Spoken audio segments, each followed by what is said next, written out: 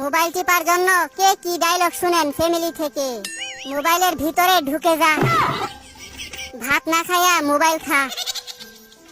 Mobile তোরে প্রতিবন্ধী বানাইছে, মোবাইলের উপর ঠাডা পড়তে পারে না।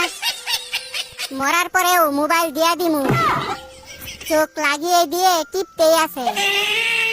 পানি দিয়ে মোবাইল গিলে খা। নেশাখুরের মতো হইছে মোবাইল টিপতে টিপতে। হাত ব্যথা হইলে পা দিয়ে টিপ, মোবাইলে তোরে শেষ করছে। তুই কানা হয়ে যাইবি তো, এত টিপে মোবাইল নষ্ট হইতে পারে না।